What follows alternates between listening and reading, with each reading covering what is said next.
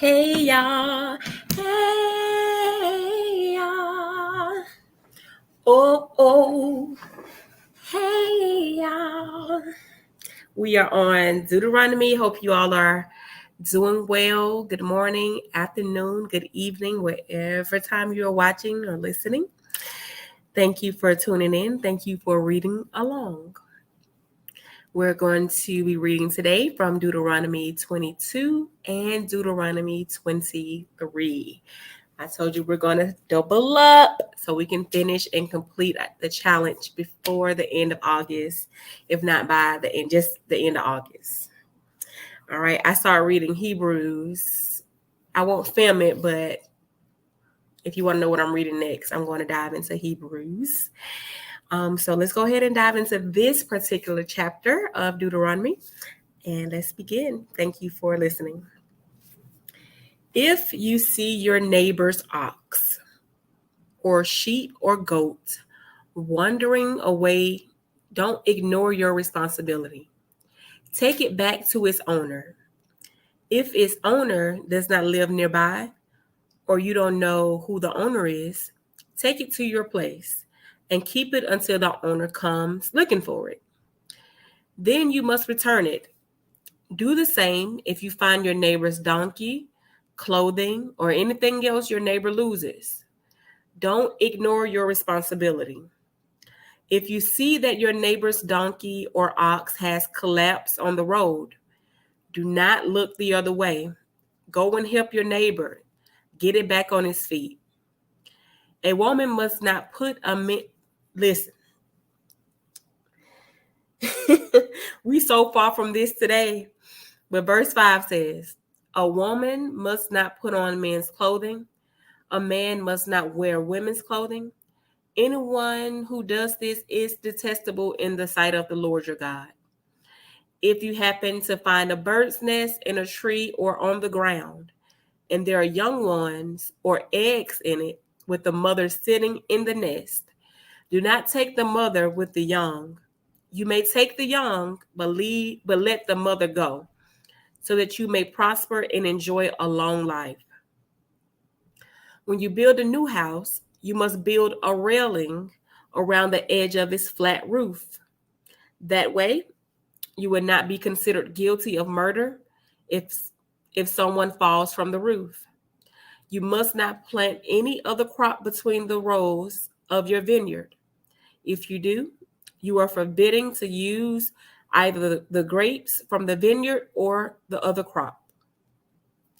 You must not plow with an ox and a donkey harnessed together.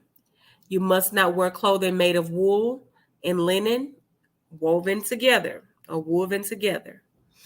You must put 4 tassels on the hem of the cloak with which you cover yourself, on the front, the back, and the sides.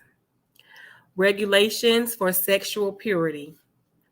Suppose a man marries a woman, but after sleeping with her, he turns against her and publicly accuses her of shameful conduct, saying, when I married this woman, I discovered she was not a virgin.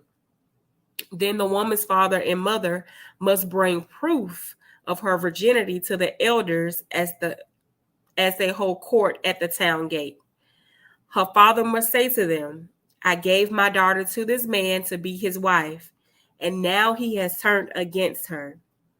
He has accused her of shameful conduct, saying, I discovered that your daughter was not a virgin, but here is the proof of my daughter's virginity.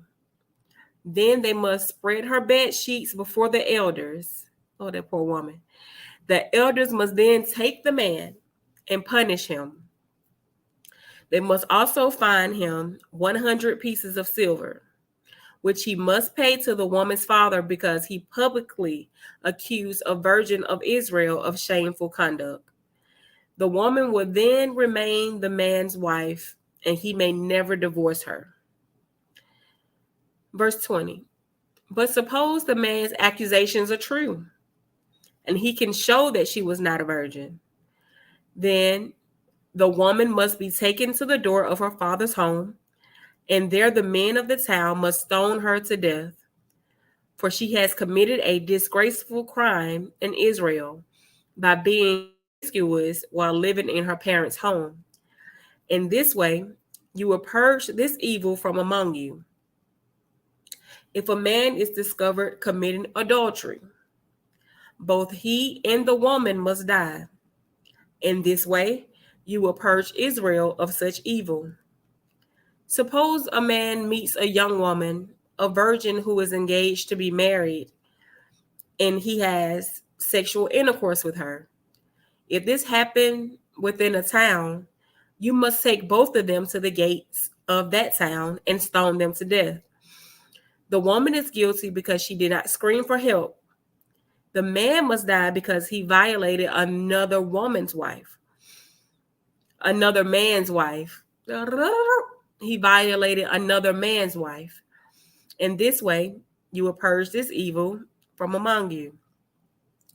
If the man meets the engaged woman out in the country and he rapes her, then only the man must die.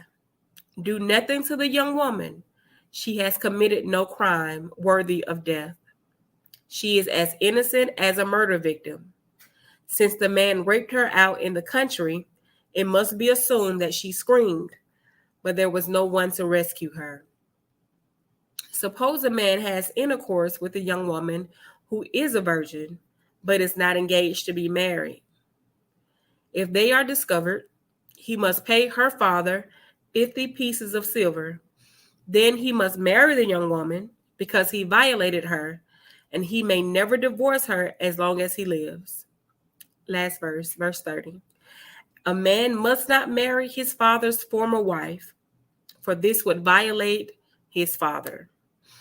And that was Deuteronomy 22. Take a deep breath, because they're being very frank. They covered all the bases. But just don't forget, they just moved into this new town. God has just given them land, and he's laying down the ground rules. He's laying down the foundation for them. All right, so Deuteronomy 23 is regulations concerning worship. And out the gate with verse 1. If a man's testicles are crushed or his penis is cut off, you may not be admitted to the assembly of the Lord. If a person is illegitimate by birth, neither he nor his descendants for 10 generations may be admitted to the assembly of the Lord. No Ammonite or Moabite or any of their descendants for 10 generations may be admitted to the assembly of the Lord. These nations did not welcome you with food and water when you came out of Egypt.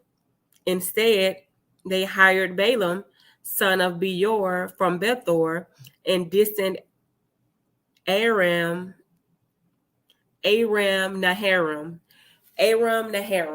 That's right, Aram Naharaim, to curse you. But the Lord your God refused to listen to Balaam. He turned the intended curse into a blessing because the Lord your God loves you. As long as you live, you must never promote the welfare and prosperity of the Ammonites or the Moabites.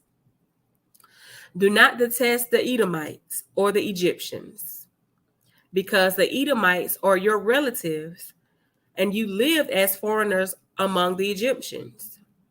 The third generation of Edomites and Egyptians may enter the assembly of the Lord.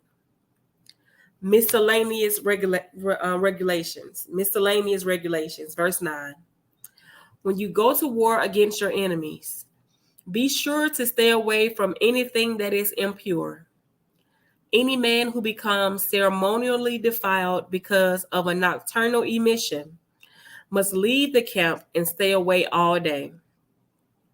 Toward evening, he must bathe himself, and at sunset, he may return to the camp. You must have a designated area outside the camp where you can go to relieve yourself. Each of you must have a spade as part as your equipment. Whenever you relieve yourself, dig a hole with the spade and cover the excitement. The camp must be holy, for the Lord your God moves around in the camp to protect you and to defeat your enemies. You must not see any shameful thing among you, or he will turn away from you. If slaves should escape from their masters and take refuge with you, you must not hand them over to their master. Let them live among you in any town they choose, and do not oppress them. I like that. No Israelite, whether man or woman, may become a temple prostitute. Pause for reaction.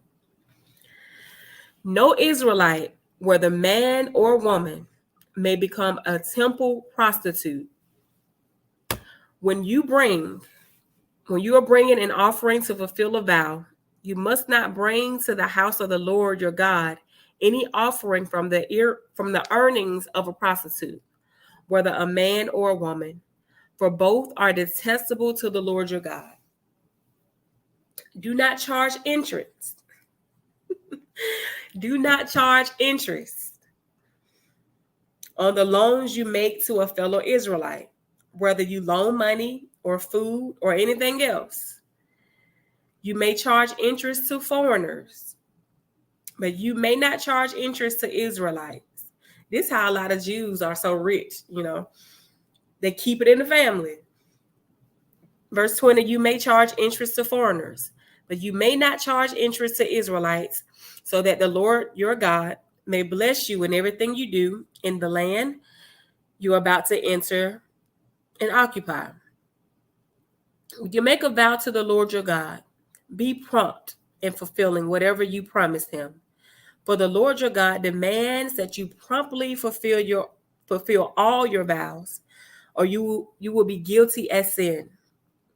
However, it is not a sin to refrain from making a vow, but once you have voluntarily made a vow, be careful to fulfill your promise to the Lord your God.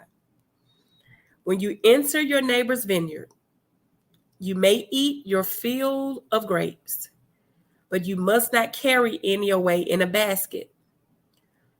And when you enter your neighbor's field of grain, you may pluck the heads of grain with your hand, but you must not harvest it with a sickle. I read for you Deuteronomy 22, and that was Deuteronomy 23.